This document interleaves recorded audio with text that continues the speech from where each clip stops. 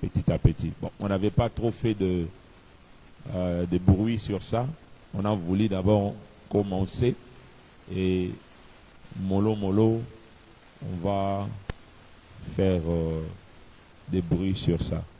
Ok.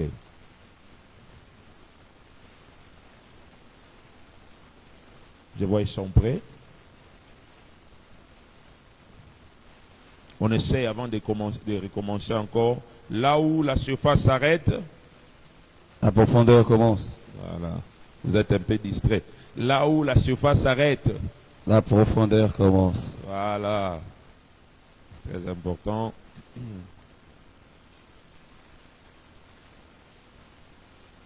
C'est bon? On peut commencer? Oh là, ok. Vous savez pas?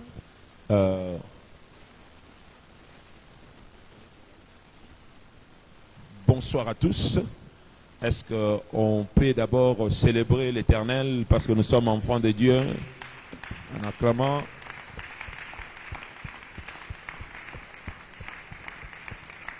Merci. Je disais tout à l'heure, là où la surface s'arrête, la profondeur commence. Voilà. Bienvenue à la profondeur. C'est pour moi une joie de nous avoir ici dans l'espace où nous tous nous contentons pas seulement à la lecture de la Bible, mais nous sommes ici pour entrer dans la profondeur de la parole de Dieu, pour comprendre le mystère et les révélations cachées dans la parole de Dieu. Et dans cet espace ici, on ne sera pas là juste pour lire le verset biblique, mais chaque verset devient une porte au mystère. Chaque verset devient une porte à la révélation de la parole de Dieu. Et c'est comme ça que chacun de nous va se développer à une personne ou un être que Dieu veut qu'il comprenne les profondeurs de tout ce que Dieu a dans sa parole. Alors, ce soir, on aura aussi des questions. Après l'introduction et le développement de ce que nous avons ce soir comme thème, on va aussi vous aider à poser des questions. Sentez-vous à l'aise. Alors, déjà, nous avons notre invité ce soir. C'est un homme de Dieu, c'est un prophète appelé de Dieu et qui sert Dieu déjà beaucoup de décennies maintenant par la grâce de Dieu. Et c'est un conférencier, c'est un enseignant et il aime bien les mystères. Donc si il faut l'identifier vraiment, vous allez l'identifier dans les mystères.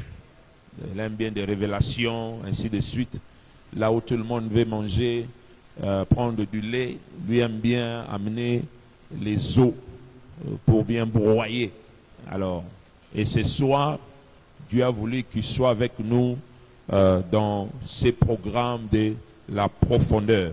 Alors, je suis juste à mes côtés, il y a les prophètes, comme j'ai dit professeur, il est enseignant. Pourquoi pas, c'est une révélation que Dieu veut aussi qu'il devienne dans ce niveau-là. Déjà, il enseigne la parole. Alors, le prophète Léo Piemseskwete, on est avec lui. Je ne sais pas s'il veut d'abord saluer l'audience ce soir. En tout cas, shalom, shalom à tout le monde. Et même ceux-là qui nous suivent en ligne, shalom à vous. Et que Dieu vous bénisse. Amen, amen. Alors, est-ce qu'on peut recevoir sa salutation par acclamation? Pourquoi pas? C'est très important. Voilà. Alors, notre thème central, c'est dans le livre de Matthieu chapitre 15, verset 13, là où Jésus est en train de dire « Toutes plantes que mon Père n'a pas plantées seront déracinées ». Alors, il y a un sous-thème que Dieu a voulu que le prophète puisse nous amener dans la profondeur au travers de ce sous-thème qui nous parle de la main invisible du Père la main invisible du Père, qu'est-ce que cette main plante ou ne plante pas. Donc voilà, c'est là où notre intervenant de ce soir va nous faire voyager et nous faire connaître le mystère de Dieu au travers de la main invisible de Dieu. Alors sans plus tarder, je laisse la parole à l'homme de Dieu de nous amener dans cette main invisible de Dieu qui est ici ce soir. Amen, amen. Est-ce qu'on peut acclamer les seigneurs? Ah, acclamer les seigneurs. Tes acclamations m'encouragent à avancer. Amen, amen. Comme le révérend David l'a dit, déjà je le remercie de m'avoir honoré avec cette invitation. Il pouvait commencer avec n'importe qui selon le choix de son cœur. Et il a plu au Seigneur qu'il puisse jeter son dévolu sur nous. Alors nous bénissons Dieu pour ça et nous sommes infiniment reconnaissants à lui. Amen, amen. Vous aussi qui êtes là, que Dieu vous bénisse. Vous qui avez écouté l'appel du révérend et vous êtes venus, que le Dieu qui sert le révérend puisse vous bénir. Amen. Comme le révérend l'a dit, nous sommes dans un cadre de profondeur.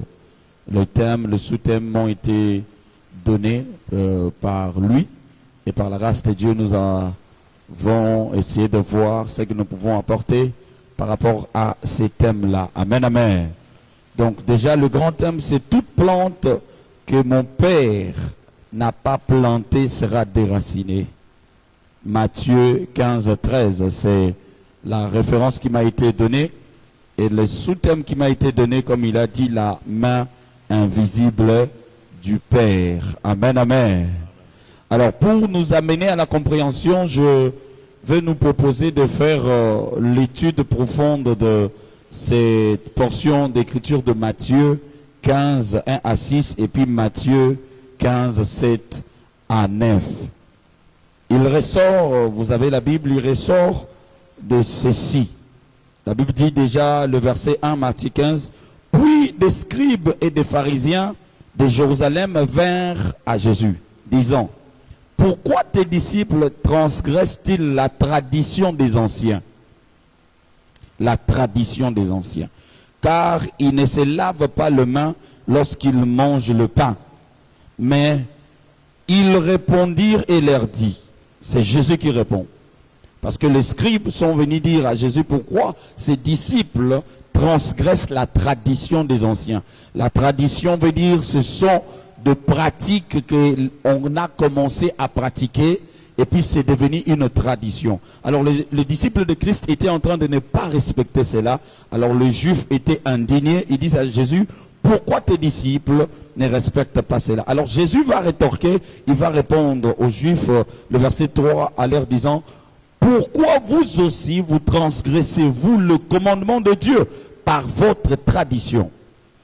Et ils sont venus présenter à Christ comment ses disciples transgressent la tradition. Et Christ leur rétorque en disant, mais vous aussi comment vous transgressez les commandements de Dieu? Alors nous sommes là dans une dualité. Les uns transgressent la tradition et les autres transgressent le commandement de Dieu. Alléluia. Alors Jésus va continuer en disant, car Dieu a commandé disant, honore ton père et ta mère, et que celui qui maudit père ou mère, qu'il soit puni de mort. Mais vous, vous dites, quiconque dira à son père ou à sa mère, c'est un don par lequel tu auras pu profiter de ma part. Et il honore pas son père et sa mère, il ne sera pas coupable. Jésus leur fait comprendre comment, alors qu'il mettait plus d'accent sur les traditions, mais il y a le commandement de Dieu que eux n'obéissaient pas. Alors Jésus leur dit une chose, vous avez rendu inefficace le commandement de Dieu par votre tradition. Amen, amen. Amen. Alors par cette première portion d'écriture, Christ veut faire savoir une chose, que les commandements de Dieu est et doit toujours être prioritaire à la tradition des hommes pour ceux-là qui marchent avec Dieu. Alléluia. Amen. C'est quoi la tradition? La tradition, ce sont des choses que nous avons trouvées. C'est là qu'on peut appeler père, c'est là qu'on peut appeler aîné, en train de faire, mais ça sans que ça soit Dieu qui a institué cela. Alors, et il voulait faire croire à Christ que ce que les anciens ont placé, ça là, est tellement important. Christ a dit non, ce n'est pas ce que les anciens ont commencé à faire qui est important, mais c'est le commandement de Dieu qui est important. Un peu comme quelqu'un qui peut te dire, pourquoi tu ne respectes pas le Dieu ou soit les anciens, le bakoko comme on le dit ici, les ancêtres. ouais, les ancêtres, vous voyez. Alors il y a cette pensée du respect, soit de la tradition ancestrale, soit du commandement de Dieu. Qu'est-ce qui prime? Jésus lui a choisi en disant non, il faut plutôt respecter le commandement de qui? De Dieu. Alléluia. Amen. Alors dans Matthieu 15, 7, 9, il va se faire quelque chose. Christ va encore dire aux Juifs en leur disant, hypocrite, Isaïe a bien prophétisé à votre sujet disant, ce peuple s'approche de moi avec leur bouche et mon or avec leurs lèvres, mais leur cœur est loin de moi. Mais ils m'adorent en vain, en enseignant comme doctrine des commandements d'hommes. Vous voyez, il s'est fait une chose, Christ avance. Il a fait comprendre qu'en réalité, vous n'êtes pas seulement arrêté à pratiquer les traditions, mais vous avez même fait de ces traditions comme des commandements. Donc ce que les hommes ont institué sur la terre, vous en avez fait des commandements, et ça là, c'est ce que vous avez commencé à respecter au détriment des commandements de Dieu. Ok. Alléluia. Alors, l'honneur est plus que le respect. On sait que l'honneur est le fait de s'en tenir à ce que quelqu'un a prescrit, même en son absence. Le juif n'honorait pas Dieu. Pourquoi? Parce que Moïse qui a donné la loi, le commandement, n'était plus là. Parce que le respect, c'est quand je suis là. Quand je ne suis pas là, si tu t'en tiens à ce que j'ai dit, là tu honores, tu ne respectes pas. Là tu honores. Maintenant, Moïse n'était plus là, alors ils n'ont plus honoré tout ce que Moïse a dit. Ils ont fait des traditions et ils ont commencé à respecter des traditions. Alors ces hommes, qu'est-ce qu'ils faisaient? Quand ils venaient dans le culte, dans les synagogues, ils étaient en train d'adorer Dieu, de faire toutes ces choses. Christ dit, votre adoration est en vain. Pourquoi? Parce que quand vous rentrez dans vos maisons, ce que vous respectez, ce n'est pas le commandement de Dieu, mais ce sont les traditions humaines. Ce sont des commandements humains. Alléluia. Amen. Alléluia. Amen. Alors, la doctrine même, c'est le commandement de Dieu et non la tradition des hommes. Qu'est-ce que Dieu a planté? Dieu a planté sa loi, son commandement. Ok. Qu'est-ce que Dieu n'a pas planté? C'est que Dieu n'a pas planté, ce sont les traditions humaines. Ce sont les habitudes, les coutumes charnelles physiques. Pourquoi?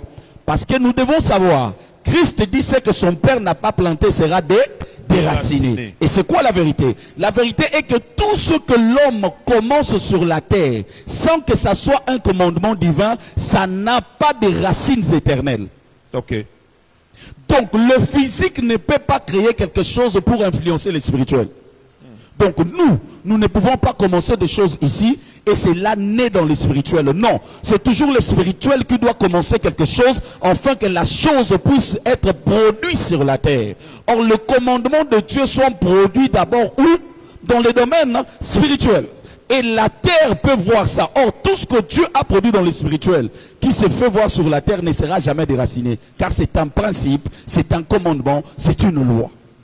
Mais tout ce qui commence sur la terre par des hommes, qui sont de tradition, ça ne peut pas influencer le domaine spirituel ou créer des réalités spirituelles. Un peu Christ était en train de dire aux Juifs, faites vos blagues. Parce que tout ce que vous faites ici, ça n'influence pas les spirituels. Ok.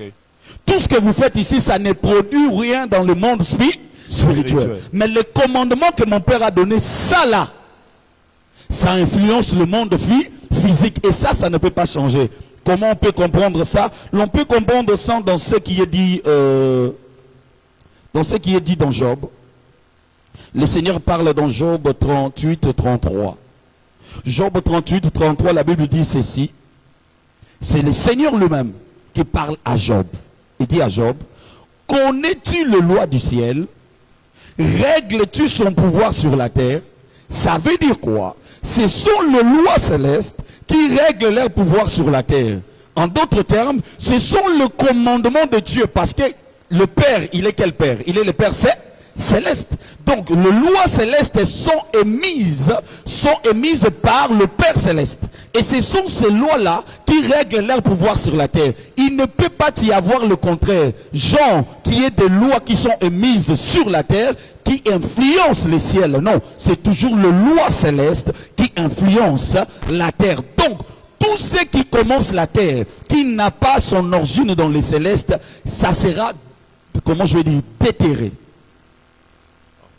Tout ce qui commence sur la terre, ça veut dire, vous êtes là, vous vous entendez en disant, on va commencer à faire ceci. Crois-moi, quand la saison va passer, la chose va être déterrée.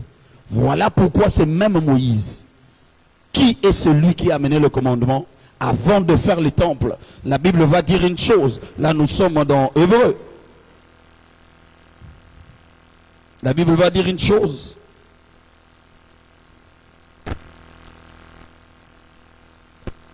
Hébreux 8.5, la Bible dit, à propos de Moïse, lequel célèbre un culte, image et ombre de choses célestes, selon que Moïse en fut divinement averti lorsqu'il allait construire le tabernacle. Aie soin, lui fut-il dit, de faire tout d'après le modèle qui t'a été montré sur la montagne. Ça veut dire quoi? Les commandements de Dieu sont des modèles spirituels qui restent éternels. Et Christ pouvait dire, tant que le ciel et la terre existera, il n'y a aucun iota de la loi de Dieu qui ne va pas passer. Parce que qu'on le veuille ou pas, quels que soient les temps et les circonstances, le commandement de Dieu reste. Mais tout ce que les hommes font, si le temps change, l'espace change, on ne voit pas ça. Je donne la question. Nous ici, nous pouvons prendre le thé avec du pain. Mais si nous changeons l'espace, nous allons peut-être dans le Mayombe. Il y en a d'autres qui peuvent prendre le thé avec de quoi? Avec de manioc. Ça veut dire quoi? C'est une tradition humaine qui a changé à cause de ce que l'espace a changé. Et il y a d'autres traditions qui peuvent changer à cause du temps. Quand le temps passe, on ne fait plus comme on faisait autrefois. Ça a changé. Ça veut dire quoi? Le temps qui répond à Dieu, Dieu qui est lui-même le maître de temps et de circonstances, quand vous plantez ce que lui n'a pas planté, le temps qui répond à Dieu va venir déterrer ce que lui n'a pas planté. Okay. Mais tout ce que Dieu a donné comme commandement, que ce soit le temps ou l'espace change, ça reste le même. Ça reste la même chose. Parce que le commandement de Dieu, que tu sois en Europe, que tu sois en Asie, que tu sois en Amérique, que tu sois en 2000, que tu sois en 1900, que tu sois en l'an 0, le commandement de Dieu ne se déterre pas. On ne peut pas déterrer ça. Ça reste planté par Dieu parce que ça a des racines éternelles. C'est cela. Parce qu'il y a toujours l'ordre de ce qu'on appelle le modèle. Et ça, c'est ce qu'on appelle la doctrine. C'est la vérité des choses qui ne changent pas. Et l'arbre, c'est la doctrine. Parce qu'il y a une doctrine céleste qui a ses racines qui descendent sur la terre. Au fait, ce qui a ses racines sur la terre ne peut pas être déterré. Mais tout ce qui est planté sur la terre ici, peut avoir des racines dans le ciel? Non. Parce que quand le Père plante, il plante où? Sur la terre? Non. Le Père plante dans le ciel. Parce que ce sont les lois célestes qui règlent leur pouvoir sur la terre. Donc ça veut dire, tout ce qui a commencé au ciel va transcender sur la terre. Mais tout ce qui commence sur la terre, là je parle à quelqu'un qui a eu à faire une expérience donnée. Parce que vous devez le savoir. L'esprit n'a pas besoin de l'expérience pour maîtriser des choses. L'expérience est le langage charnel. Un homme spirituel n'a pas besoin d'expérience. Un homme spirituel comprend le fonctionnement dans la théorie et il te dit ce qui doit être fait, tu le fais et tu réussis. Mais un homme charnel doit d'abord vivre la chose, expérimenter la chose pour qu'il ait l'expérience et il parle selon l'expérience. Or, le commandement de Dieu, Dieu les a donnés sans expérience. Ça veut dire que Dieu n'avait pas besoin de vivre ces choses pour les imposer. Il savait qu'étant spirituellement, il savait que ces choses allaient tenir.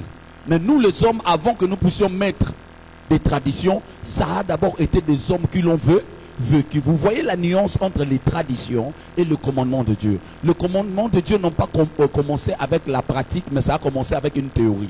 Mais quand nous allons de l'autre côté avec ce qu'on appelle la tradition, ça n'a pas commencé avec la théorie, mais ça a commencé avec la pratique. Alors, parlons de ce que Dieu a planté, C'est là où je ne sais pas si je dois chuter directement ou on va attendre pour passer. Merci, vraiment vous êtes dans les temps. Donc dans notre première partie, il y a beaucoup de choses que j'ai retenues. Je ne sais pas, l'audience, qu'est-ce que vous avez aussi retenu. Je vois l'expérience dans l'humain et ce que Dieu fait, dans ce qui est la doctrine de Dieu lui-même qui a planté du ciel jusqu'à la terre. Et je me dis, Adam n'avait pas d'expérience étant qu'humain. Voilà. Alors, et ça a causé beaucoup de choses. C'est pas... Non, le problème, c'est qui a causé beaucoup de choses avec Adam, c'est le fait qu'il s'était séparé avec le spirituel. Parce que vous allez comprendre avec moi, les hommes qui nous ont permis d'avoir une vie facile, ce n'étaient pas des hommes qui ont expérimenté des choses. Tous ceux-là qui ont inventé des choses, ils n'avaient pas encore pratiqué ça. Ça veut dire que c'est l'œuvre de l'esprit. L'esprit part découvrir sans même avoir expérimenté. Le micro ici, la personne qui l'a créé ne l'avait pas encore expérimenté avant de le créer. C'est son esprit qui a découvert. En hébreu, on appelle ça le kava.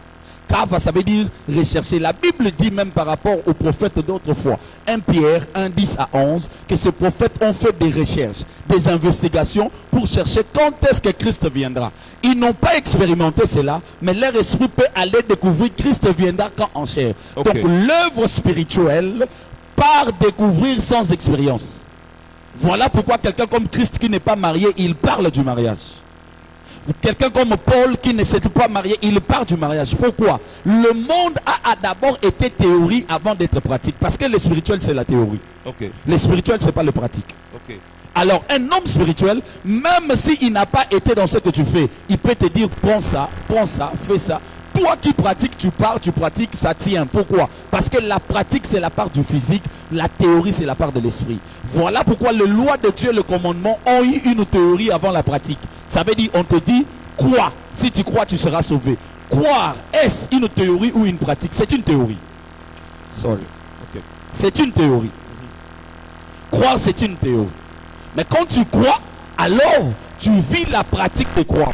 Pourquoi Christ dit heureux celui qui n'a pas vu mais il a cru. Parce que même la foi entre dans l'ordre où on n'est pas encore dans la pratique.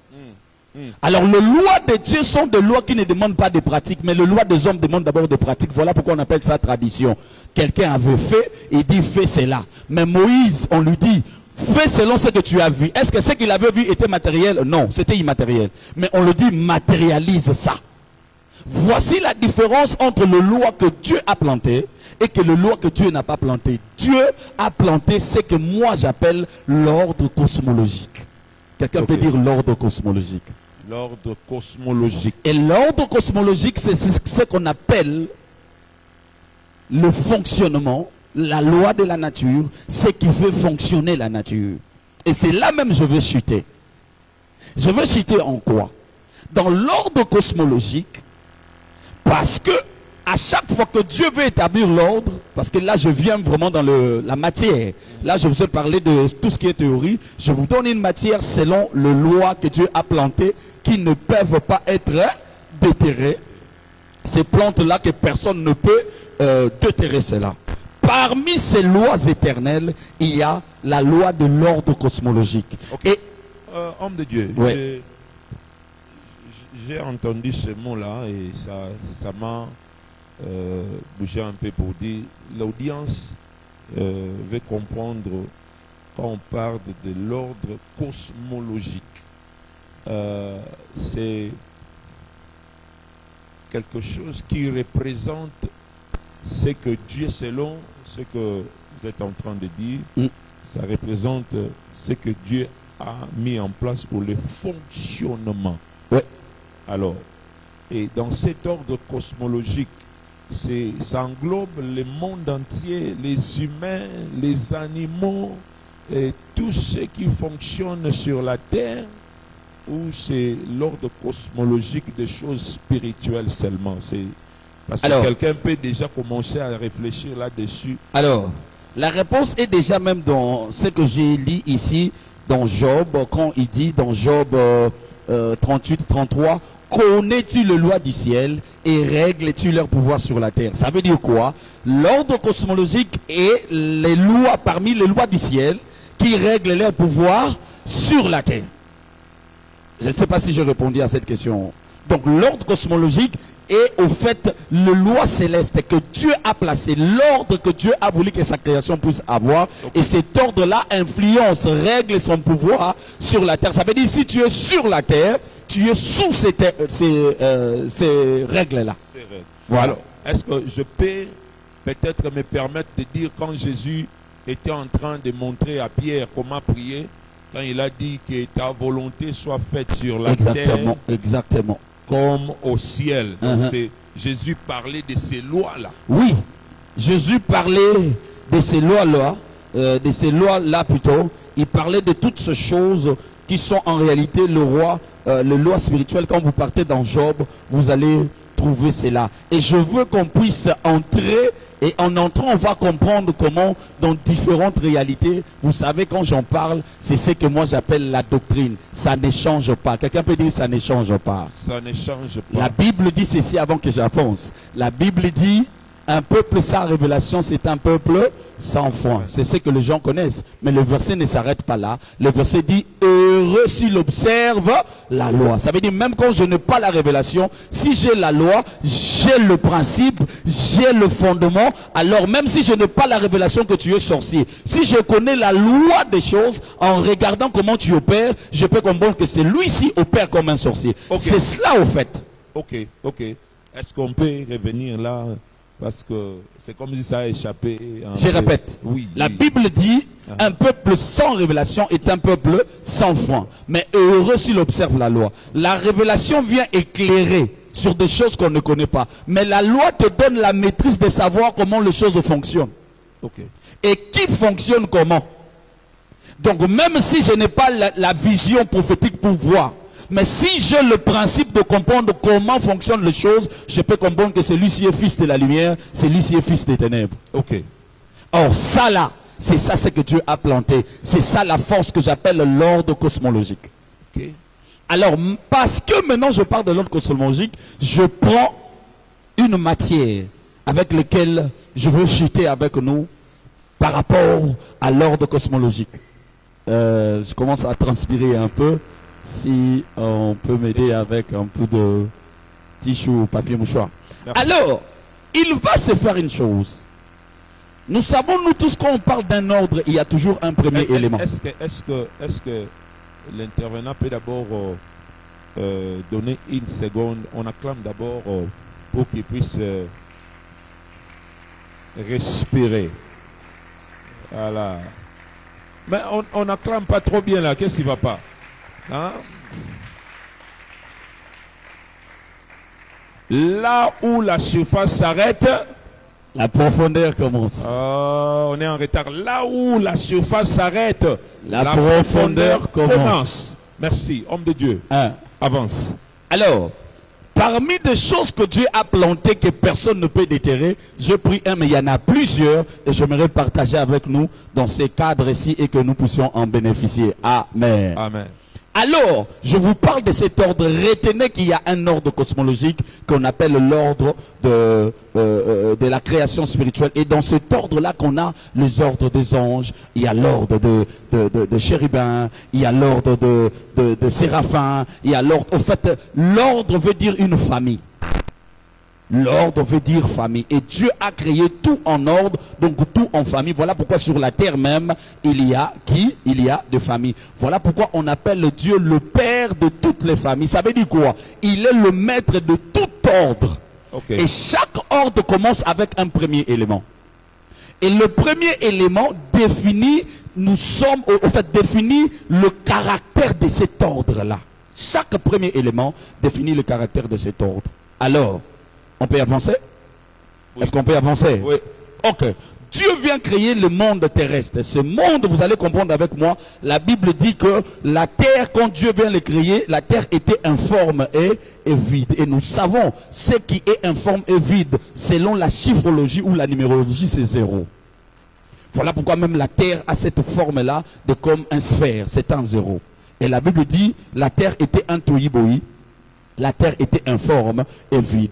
Quand Dieu vient créer la terre, l'ordre qui commence avec la terre, c'est un ordre de choses qui, on commence avec zéro. Quelqu'un peut dire zéro. Quelqu'un peut dire zéro. Alors je ne t'entends pas. Quelqu'un peut dire zéro. Dieu commence à créer la terre avec l'ordre zéro. Quand il vient, la première des choses à faire que Dieu commence, c'est quoi? Il appelle la lumière. Dieu crée. Il crée un ordre. Dans cet ordre de Dieu, il y a le jour 1, premier jour. Il y a le jour 2, deuxième jour. Il y a le jour 3, troisième jour. Il y a le jour 4, quatrième jour. Il y a le jour 5, cinquième jour. Il y a le jour 6. Et au jour 7, la Bible dit Dieu va se reposer. Alors selon cet ordre, selon cette famille, nous avons une famille d'ordre 7. Et tout ce qui a existé, tout ce que Dieu a créé pour donner la forme et remplir la terre, il a créé dans l'ordre combien? L'ordre 7. Amen, amen. Amen, amen. Amen. Ok. Avance avec nous pour qu'on puisse comprendre une réalité qui est très importante et que l'on finisse très vite. Maintenant, Dieu, dans Genèse 6, Dieu va dire que les hommes, leur cœur ne se penche que vers le mal. Ils ne font que du mal. Et la Bible même dit Dieu s'est repenti. Je vais expliquer que le mot repentir qui est utilisé là, c'est nakam. Nakam qui ne veut pas dire se repentir dans le vrai sens, mais qui veut dire plutôt se consoler. Voilà pourquoi quand Dieu se console, il trouve Noé qui au jour de sa naissance, ses parents ont dit celui-ci nous consolera. Donc en réalité, Dieu s'est consolé lui-même. Voilà pourquoi il trouve Noé. Mais la pensée de Dieu est celle-ci, écoutez-moi bien. La pensée de Dieu est que Dieu veut recommencer les choses. Mais le recommencement de Dieu, Dieu ne veut pas rentrer à zéro. Il ne veut pas rentrer dans le tohu-bohi. Il ne veut pas rentrer dans les formes et vides. Maintenant, comment Dieu peut recommencer quelque chose sans détruire ce qui existe totalement? Parce que même si Dieu a dit qu'il va exterminer toute la terre, mais Dieu n'extermine pas tout. Alors, quel est l'ordre dans la création de Dieu qui permet de recommencer quelque chose sans que tout soit détruit? Dieu nous le donne, cette réponse-là. Deux versets que je nous propose, 2 Pierre 2 à 5 et 1 Pierre 3, 20. 2 Pierre 2 à 5 dit ceci. S'il n'a pas épargné l'ancien monde, mais il a sauvé Noé, lui 8e. Retenez ça. Lui 8e, c'est prédicateur de la justice lorsqu'il fit venir le déluge sur le monde des impurs. Noé est placé comme 8e. Suivez très bien. 1 Pierre 3, 20. Qui autrefois avait été incrédule lorsque la patience de Dieu s'est prolongée au jour de Noé pendant la construction de l'arche, dans lequel un petit nombre de personnes, c'est-à-dire 8, furent sauvées au travers des eaux. Nous remarquons que quand Dieu veut recommencer les choses sans tout détruire, il épargne un nombre de 8 personnes. Quelqu'un peut dire après moi 8 personnes. 8 personnes. Et lui-même, la Bible dit Noé était le 8e. Or, nous savons 8 vient après 7. Or, 7, c'est le chiffre de la totalité. 7, c'est le chiffre de la perfection. 7, c'est le chiffre du repos. Or, au 7e jour, Dieu s'est reposé. Au 7e jour, Dieu a tout fini. Au 7e jour, la Bible dit Dieu l'a sanctifié. Il n'avait plus rien à faire. Mais alors qu'il s'est reposé, alors qu'il a tout fait, Dieu a remarqué que dans sa création, il y a des choses qui n'allaient pas bien. Il faut que Dieu commence une nouvelle œuvre. Mais pour que Dieu commence une nouvelle œuvre, il commence avec un ordre. Et quel ordre? L'ordre 8. Il prend un 8e et il prend 8 personnes. Avec les 8 personnes, Dieu recommence tout. Parce que dans l'arche de Noé, où il y avait 8 personnes, qu'est-ce qui s'est fait? Les hommes sont rentrés en Éden. Parce qu'en Éden, les hommes étaient avec les animaux et personne ne pouvait manger personne.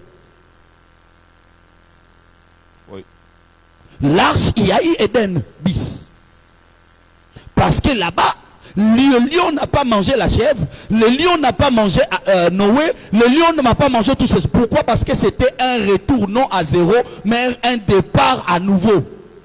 Tout n'est pas détruit, mais on commence avec le quoi? Le chiffre 8. Donc, quand les choses commencent avec l'ordre cosmologique où 8 est pris comme premier élément, ça veut dire que les choses sont recyclées, ça veut dire que les choses sont renouvelées. Et ici, Dieu est en train de renouveler la terre sans tout détruire. Voilà pourquoi il y a un Éden bis. Okay. Parce que dans l'arche de Noé, 8, c'est l'éternité qui revient pour recommencer. Et l'on doit passer par Éden. Les animaux doivent habiter ensemble avec les hommes. Et c'est là c'est fait. Oh, alléluia. Ah. C'est là, c'est fait. Je ne veux pas entrer en profondeur, je veux passer là-bas. Alléluia. Je veux passer. Nous sommes dans la profondeur, prophète. Ok. Non, dans la profondeur de ce que je vais dire, je vais aller dans une autre profondeur. Voilà.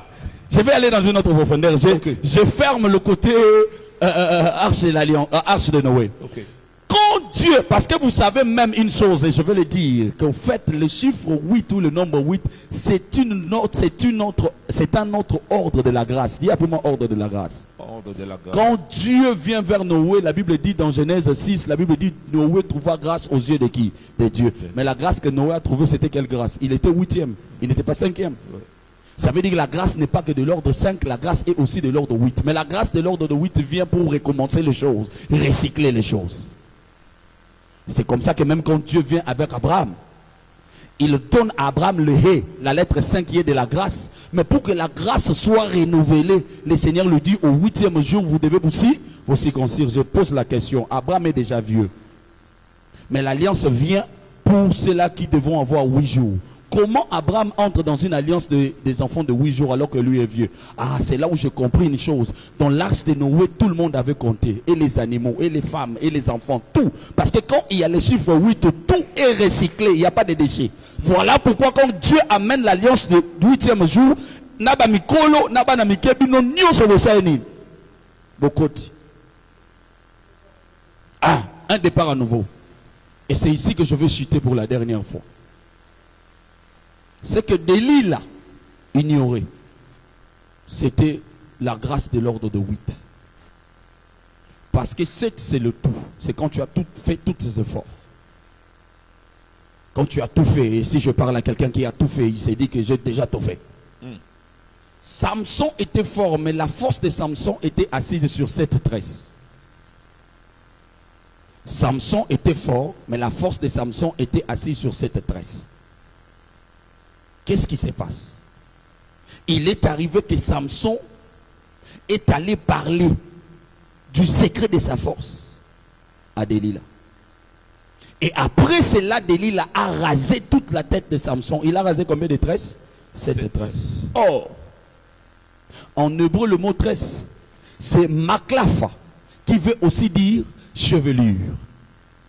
Donc, quand on l'a coupé les 7 tresses, c'est comme quand Dieu avait tout fait. C'est comme Dieu s'était reposé. Voilà pourquoi aussi Samson devait se reposer. Okay. Mais la réalité est qu'après le repos de Dieu, un 8e Noé doit venir. Or, si le 8e vient, c'est le redémarrage. Les choses doivent recommencer. Et c'est que Delilah ne savait pas. La grâce qui était sur Samson, ce n'est pas la grâce de l'ordre 5, mais c'était la grâce de l'ordre 8. Oui. Après tout, l'éternité va venir et il y aura redémarrage. Dieu a vu que la création, je dois trouver quelqu'un pour redémarrer. Noé 8e et les choses redémarrent. Et quand on a tout coupé de Samson, ce que j'aime, parce qu'en hébreu ça explique bien, tresse veut dire cheveux. Donc, les 7 tresses qui étaient coupées, quand les cheveux de Samson ont commencé à pousser, le 8e. Là c'était la 8e tresse qui poussait. Voilà. Or, comme 8, c'est l'ordre cosmologique de choses qui ramène tout à nouveau. Alors, Samson s'efforce pour revenir parce qu'on a coupé tout, mais on n'a pas coupé la grâce qui ramène le reste. Amen. Est-ce que je parle à quelqu'un ici? Oui. On a coupé les 7 tresses, mais il y a un 8e. Dis après moi, il y a un 8e. Il y a un 8e. Dis après moi, il y a un 8e. Voilà pourquoi quand la 8e tresse commence à pousser, nous entrons dans l'ordre cosmologique du chiffre 8. Quand le chiffre 8 est placé devant ces 8 personnes dans l'arche, c'est que le monde peut recommencer. Même si avant, il y avait le fils d'Anak, les anges sont venus donner naissance avec les enfants des hommes. Dieu n'était plus content, mais Dieu peut recommencer sans tout détruire. Il y a 8 personnes qui vont être gardées. Et avec les 8 personnes, le monde aujourd'hui est rempli. C'est là où je suis venu dire à quelqu'un, nous sommes au mois d'août au fait. Nous sommes au 8e mois au fait. Ouais. Ça veut dire tous les efforts que tu as eu à faire que ça n'a pas donné, il y a l'ordre de chiffre 8 qui entre pour toi. En ce 8e moment. Là, l'homme de Dieu parlait des chiffres 8 du mois d'août. Moi, je suis né au mois d'août. Ça veut dire que l'homme de Dieu, il est né dans la grâce de choses qui recommencent, mais sans tout détruire. Hey! Mais qui écoute ces choses? Qui écoute ces choses? Hein? Est-ce que tu es là, tu es en train d'écouter ces choses? Oh là là là. Ah, là quelqu'un là peut dire là la là 8e là tresse de là Samson. là. Ah, est-ce que tu peux dire la 8e tresse de Samson? Tu ne dis pas bien la 8e tresse de Samson. Parce qu'à chaque fois qu'il y a la 8e tresse de Samson, c'est que les choses peuvent recommencer à nous, à nouveau. Ça veut dire nous rentrons dans l'arche de Noé, donc Éden Fouya. Ok, homme de Dieu. Hein? J'aimerais d'abord donner peut-être une occasion à quelqu'un qui a une question. Ok. Comme ça, on viendra finir avec la 8e tresse, Ok.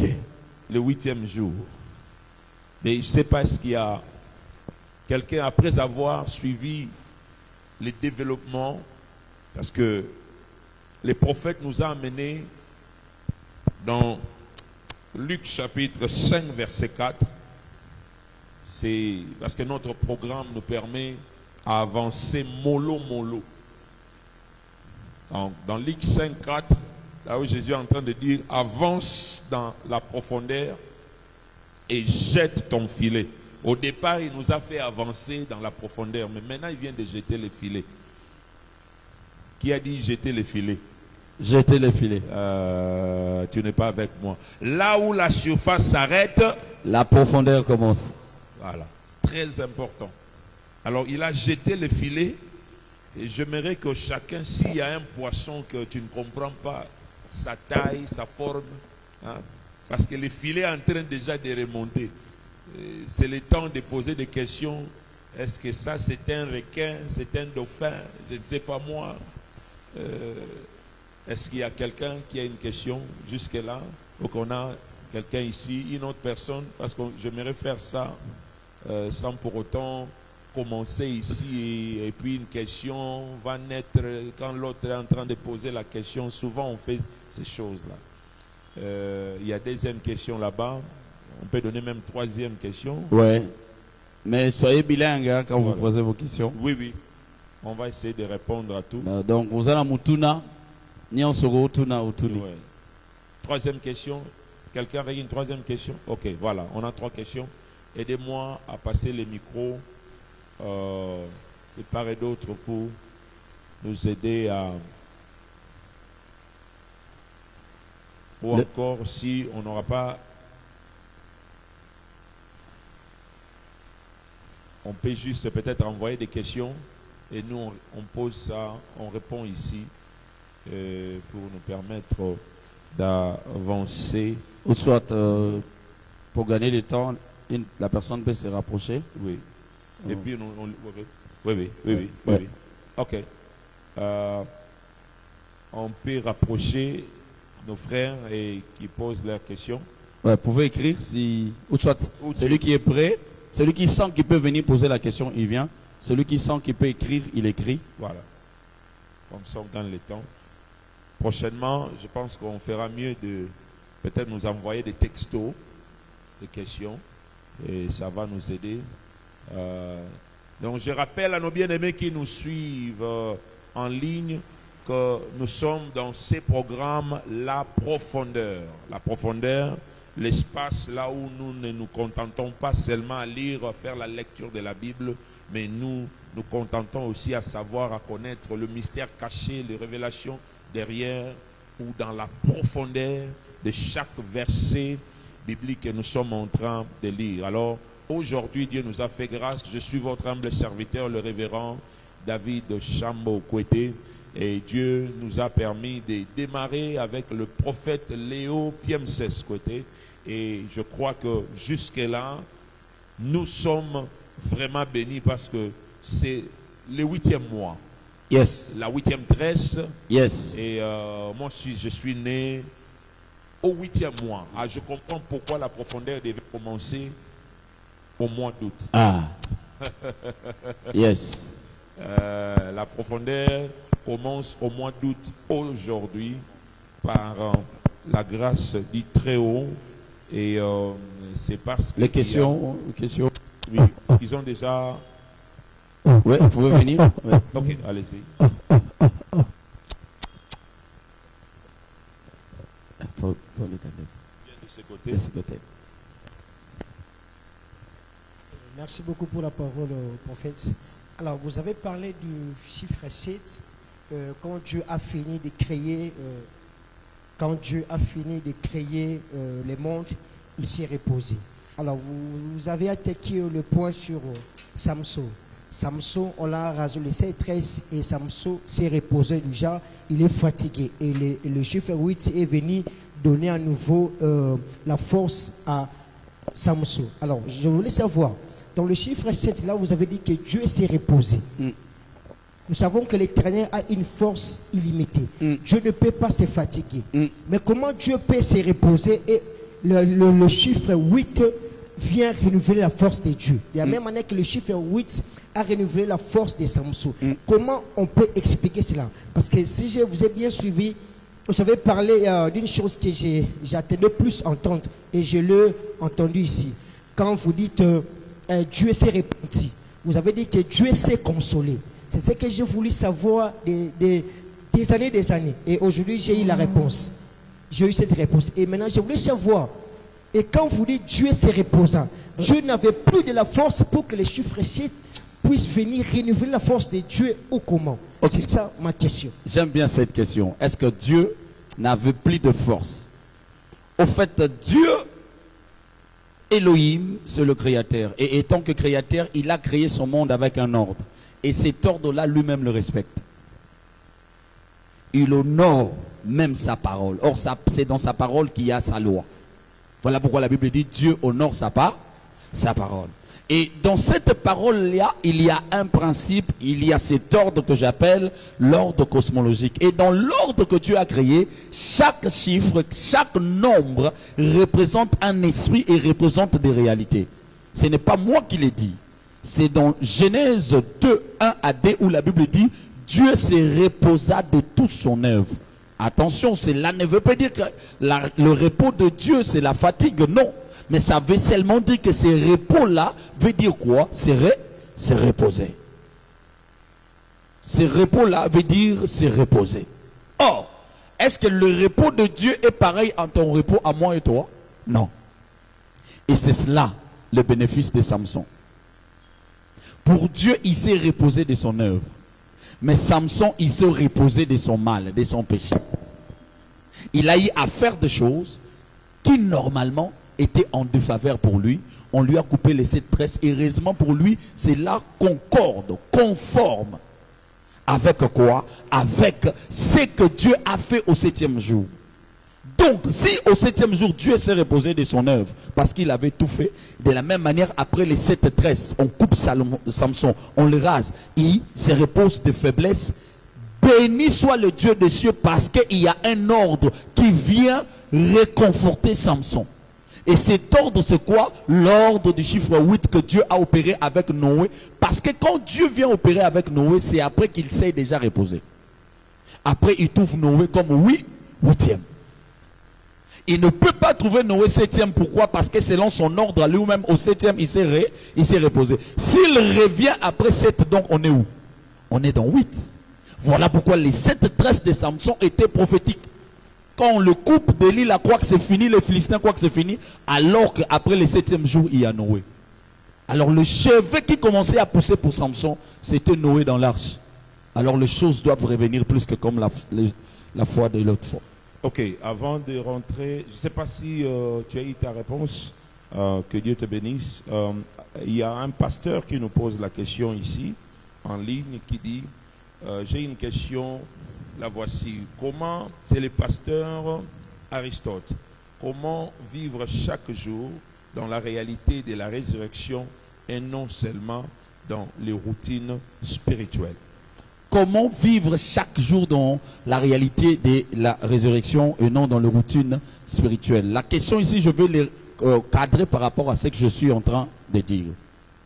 Alors un jour, Nicodème vient poser la question à Jésus. Jésus lui parle de la nouvelle naissance. Alors Nicodème dit, moi qui est vieux comme ça, je dois rentrer dans le ventre de ma maman pour aller naître. C'est que Nicodème ignorait, lui qui est docteur de la loi, et c'est ce qui avait étonné Jésus. Toi qui es docteur de la loi, tu ne connais pas ces choses. Pourquoi? Dans la loi, il y avait ce qu'on appelle Genèse. il y avait Genèse, il y avait une histoire où Dieu recommence sans repartir à zéro. Voilà pourquoi Jésus est en train de s'étonner de Nicodème. Comment tu ne comprends pas ces choses? Parce que la nouvelle naissance, nous ne rentrons pas dans le ventre de notre maman comme si l'histoire rentrait chez Adam et Ève. Non, l'histoire commence avec un huitième. Voilà pourquoi on appelle ça la nouvelle naissance. Et c'est ici le contraste. Je vais poser la question. Entre toi à 10 ans et entre toi à 20 ans, qu'est-ce qui est nouveau, qu'est-ce qui est ancien? Entre moi, je pose la question. Nous tous ici, je pense que la plupart nous sommes au-delà des 10 ans. Entre toi de 10 ans et toi de cet âge, qui est nouveau, qui est ancien? Vous ne me répondez pas? 10 ans. Toi de 10 ans et toi de 30 ans, de 40 ans, qui est ancien, qui est nouveau? Le nouveau, c'est les 10 ans. Parce qu'il n'a fait que 10 ans sur la terre. Mais les 30 ans, c'est lui l'ancien. Mais quand tu reçois Christ, on dit tu es une nouvelle naissance. Quelqu'un de 30 ans, comment peut être nouveau alors qu'à 10 ans, c'est alors qu'il devait être nouveau? Pourquoi? Parce que c'est le principe du chiffre 8 qui entre. Dieu ramène les choses à nouveau. Et nous vivons la nouvelle naissance dans la dimension des choses nouvelles. Où le monde, Dieu le ramène à nous, à nouveau. Tout ce qui était avant, on appelle ancien. Alors que ce qui était avant était jeune. Mais on dit ça c'est ancien. Mais ce qui vient après, on dit que c'est nouveau. Pourquoi? L'ordre du chiffre 8 est entré. Tu n'es pas totalement détruit, mais tu es régénéré. Parce que le chiffre 8, c'est le chiffre de la régénération. Tu es régénéré. Et je vais conclure, quand on me donnera le temps de chuter, Voilà. je vais conclure. Je pense que le pasteur a eu sa réponse. Sinon, il peut toujours nous écrire. Nous avons aussi notre question écrite. Le micro est là, bien aimé. Il a préféré écrire la question. Voilà. Si le chiffre 8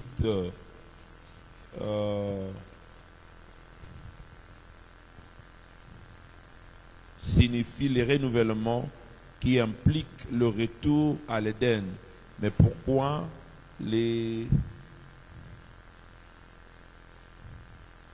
amoureux, les animaux sauvages restent à Éden, restent Éden, restent idem.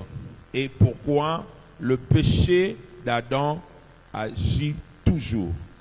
Ok. Ici, il y a le renouvellement de l'histoire de la terre. Et l'histoire de la terre n'est pas faite à cause des animaux. L'histoire de la terre, c'est l'histoire de qui? L'histoire de l'homme. Quand Dieu, comme la Bible le dit, Nakam s'est repenti, il n'a pas trouvé des animaux, mais il a trouvé qui? Il a trouvé un homme, on l'appelle huitième. Noé huitième. Et avec lui, combien de personnes? 8 personnes. Au fait, les animaux n'accompagnent que l'histoire. Ils ne sont pas l'élément principal de l'histoire de la terre. Pourquoi? Parce que quand Dieu crée l'homme, il place son esprit dans l'homme, non dans les animaux. Parce que c'est quand l'homme a perdu son autorité que les animaux ont pu prendre l'autorité sur qui? Sur l'homme. Mais ici, Dieu veut recommencer l'histoire de la lignée humaine. En voulant recommencer, il faut que Dieu trouve un cadre. Et ce cadre doit nous donner dans l'essence de quoi? Dans l'essence du retour à zéro. Voilà pourquoi même l'arche devait naviguer où? Devait naviguer sur le zoo. Parce qu'au départ, avant qu'il y ait Éden, il y avait quoi? Il y avait de l'eau sur la surface de la terre.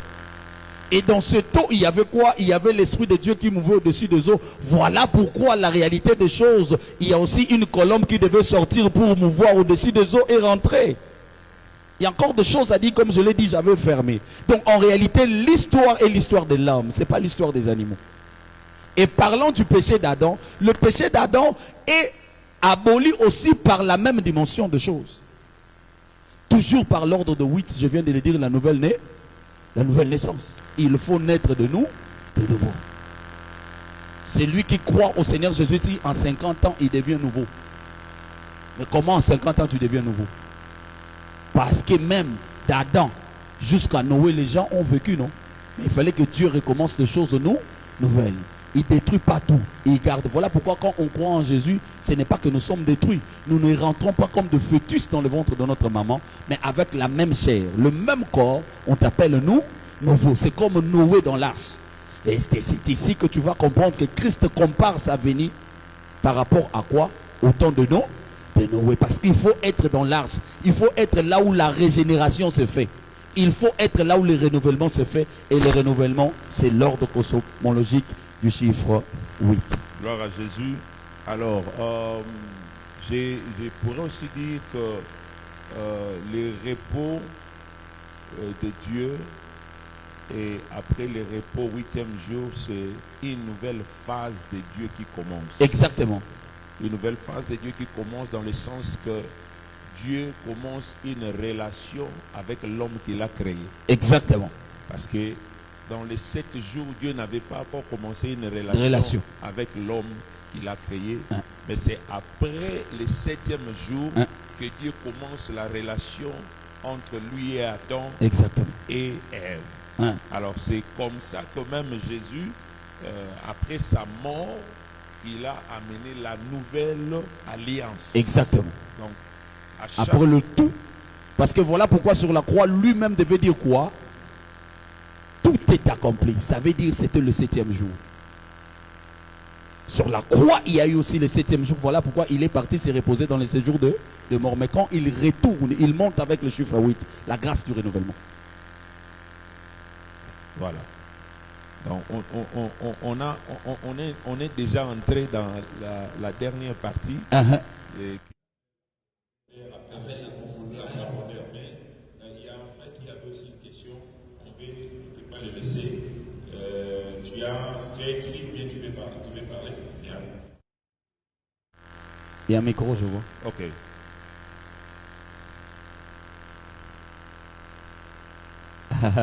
Je vois un bien-aimé qui parle encore d'une autre question. Oui, merci de m'accorder la parole. J'ai écouté le prophète parler concernant l'histoire d'Adam et il a parlé pour Noé.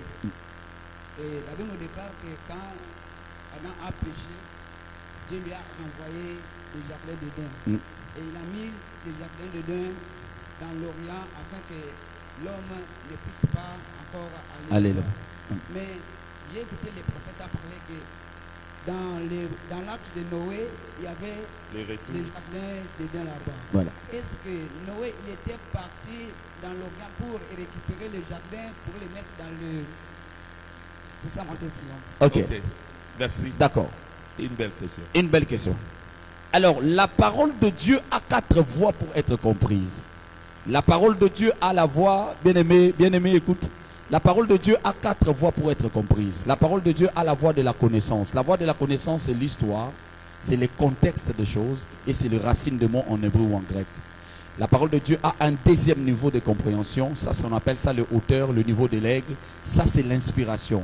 Cette voix, c'est la voix de la lision, la voix des types, de l'insignation. Ça veut dire ça, ça veut dire ça. Ça veut dire ça. C'est la voix où des choses se comparent. On peut dire Jésus est type, plutôt Joseph est le type de Jésus. On peut dire le mariage d'Abraham est le type de mariage de Jésus avec les nations et tout ça. Ça, c'est la voie de l'inspiration. Troisièmement, il y a la voie de la doctrine. La doctrine, c'est la racine des choses. Ça ne bouge pas, ça ne change pas.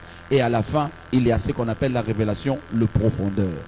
Maintenant, quand je dis que l'arche de l'alliance a donné la réalité du jardin d'Éden, là, je suis dans la voie de l'inspiration. Je typifie l'arche au jardin. Pourquoi? Dans le jardin, l'homme a vécu avec les animaux et personne n'a mangé personne. Tous dans les jardins, ils étaient de quoi? Des herbivores, ils étaient de fruits juvores. Ils mangeaient de fruits et ils mangeaient de quoi? De l'herbe. Les lions ont mangé de l'herbe dans l'arche. Les carnivores, il n'y avait pas dans l'arche. Il n'y a aucun animal qui a mangé l'autre. Or, ça, c'est où? Ça s'est passé où? Que dans les jardins. Dans les jardins, les carnivores n'ont pas mangé les animaux. Donc, voilà un peu la réalité de ce que je peux dire par rapport au jardin d'Éden. C'est dans la voie de la typologie, comme on l'appelle, la voie de l'inspiration ou même la voie de la prophétie. Ça, tu vas voir ça dans 1 Corinthiens 14 à 6. Alors, je pourrais aussi dire que c'est Dieu lui-même qui a amené les jardins dans l'arche. Parce que, quelque part, quand Dieu a créé le monde, il a tout créé, mais c'est après qu'il a placé un jardin dans le monde. Alors, si on parle de l'arche de Noé, c'est Dieu qui va dire à Noé de faire entrer les animaux. En réalité, c'est Dieu qui ramène les jardins parce que c'était le pouvoir que Dieu avait donné à Adam de nommer les animaux. Exactement. Alors les animaux devaient revenir vers Noé. Parce que c'est un redémarrage. Redémarrer, et c'est comme si il redonnait les noms à ces animaux. Exactement. Pour entrer dans les jardins qui redémarraient dans l'arche. C'est là où vous allez comprendre que les gens s'inquiètent souvent en disant comment le poisson n'était pas entré dans l'arche de Noé. Est-ce que dans les jardins d'Éden il y avait des poissons?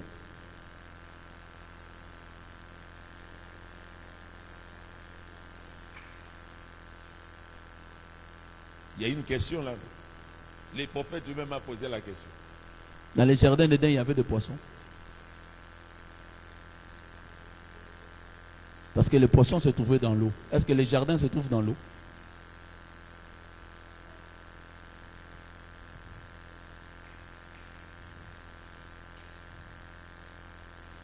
Oh. On a eu la réponse? La profondeur appelle la profondeur. Amen. Amen. Voilà, je sais que notre temps est avancé, alors on a répondu à presque toutes les questions ce soir. Bon, prophète, je sais que ce soir on a parlé de la main invisible de Dieu. Et on est arrivé jusqu'au point de parler du 8e jour. Et je comprends que le 8e jour, c'est toujours la main invisible de Dieu. Parce qu'en fait, la main invisible de Dieu, c'est l'ordre cosmologique. Ce sont les principes qui sont là pour les bénéfices de ceux-là qui les découvrent. Ça veut dire quand je découvre le principe qui se trouve derrière la loi de la sémaille, je viens de découvrir la main invisible de Dieu.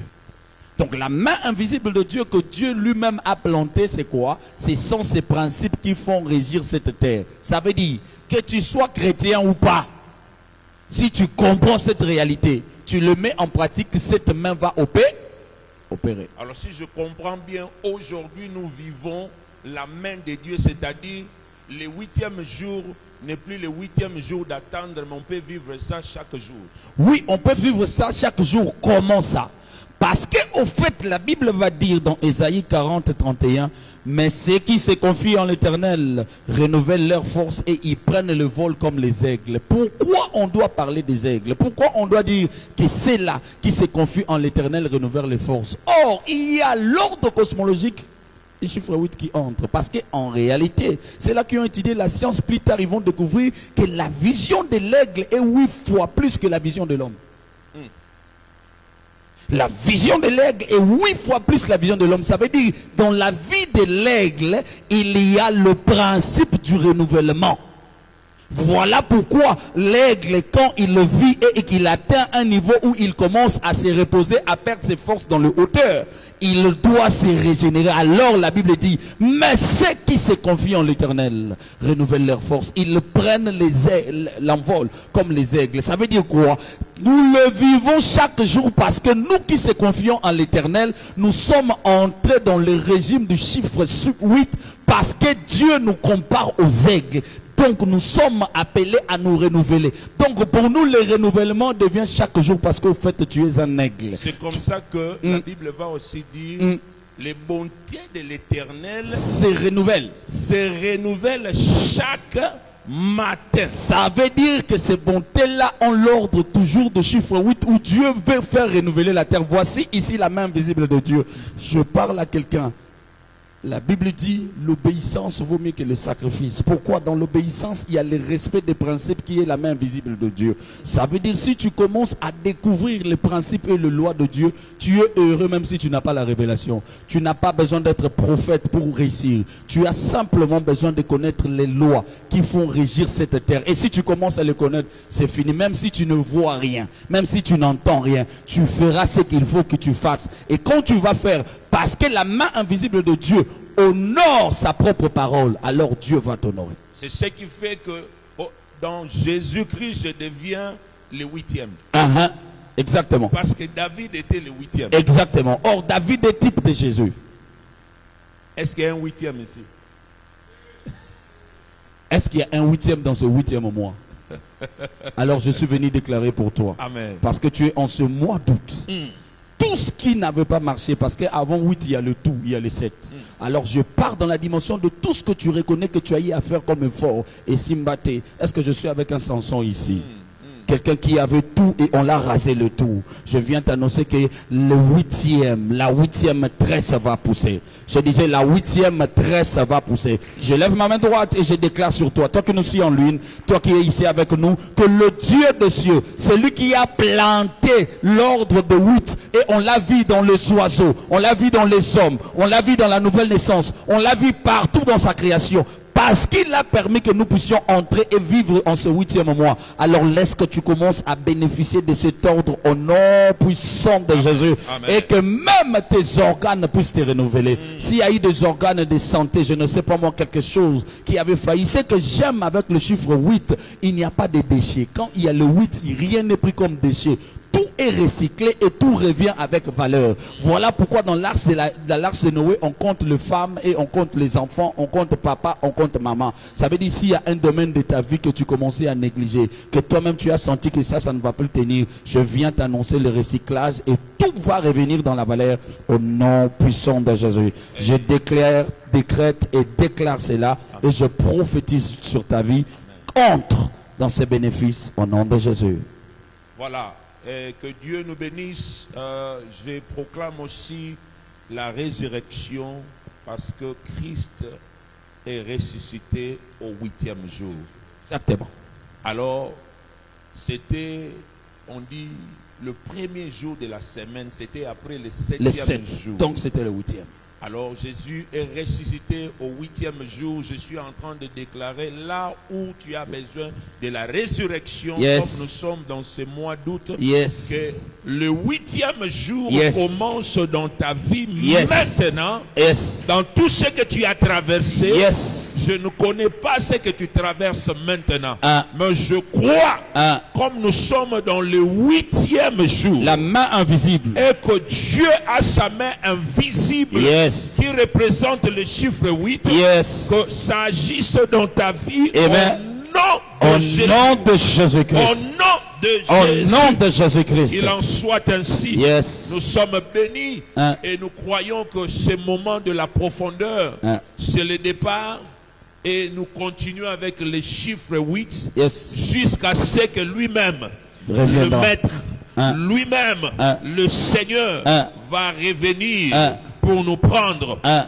La profondeur Hein. va continuer avec toi. Voilà pourquoi quand lui-même viendra pour nous prendre, après cela, il y aura celui qui est comme 8e. La bête, il viendra prendre place, car nous, ceux du 8e jour, nous allons partir. Alléluia. Voilà. Que Dieu bénisse tout chiffre 8, parce que nous serons déjà partis avant que le chiffre 8 du monde des ténèbres arrive. Amen. Qui a été béni ce soir? Qui a été béni? Oh, mais je t'entends pas.